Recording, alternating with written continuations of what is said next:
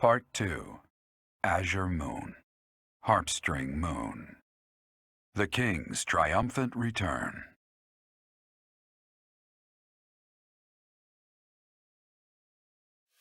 Following the death of Rodrigue, Dmitri begins to question his desire for revenge.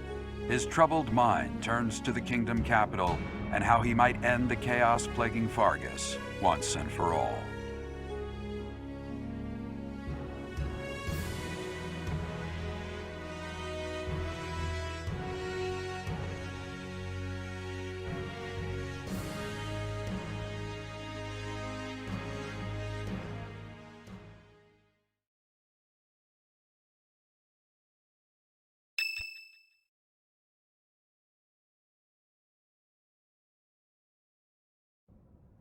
Our victory at Grandeur was certainly a turning point for us. However, Rodrigue's death has been difficult to bear.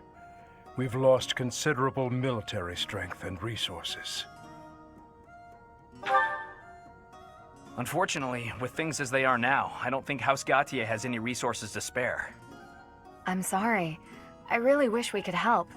If only House Galatea had anything to give. If we split up the soldiers currently defending the monastery, we should have sufficient numbers to invade the Empire. But even then... Your Highness, you should be resting. Your wounds are still healing. I am well, I assure you.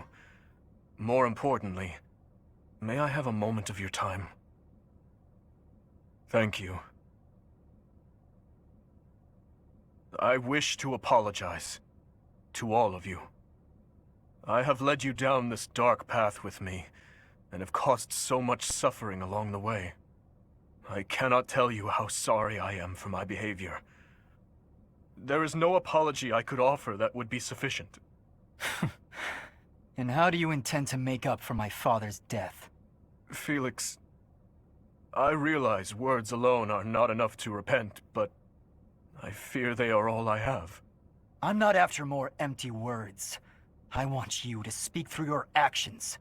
I know that no amount of regret can ever bring back the lives we have lost. I know that well. It is like patching up a tear with a different material. Things can never be as they were. The best I can hope for is to make things whole again. I wish to do the right thing from now on. That is why I have made a decision. I intend to take back the kingdom capital. I wish to save our people, those who I turned my back on for far too long, to follow my heart and do the right thing. That is the only way I can atone for my sins. Your Highness. If we can win back Ferdiad, it will give us the advantage in our war against the Empire. As one who has served the royal family for ages, know that your words bring me great joy and pride.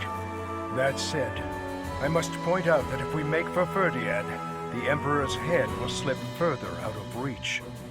Can you live with that? I still hold hatred in my heart for her, and for the ones responsible for the tragedy. That I will carry with me until death. But my life is my own.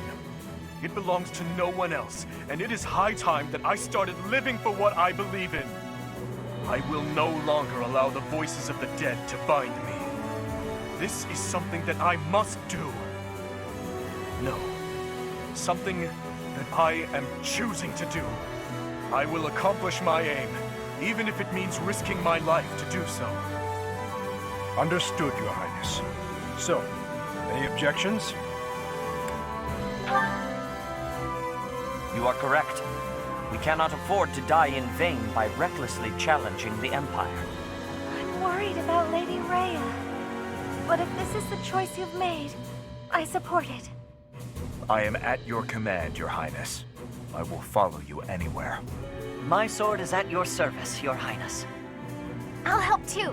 The people in Ferdiad need us. Fine, I'll help you, in my father's stead. But in return, you must win. You know that, don't you, Dmitri? I do. And I swear on my father's lance that we will prevail. Then it is decided. It seems this war council has much to discuss. Our next stop is Ferdiad, the kingdom capital. For the future of Fargus.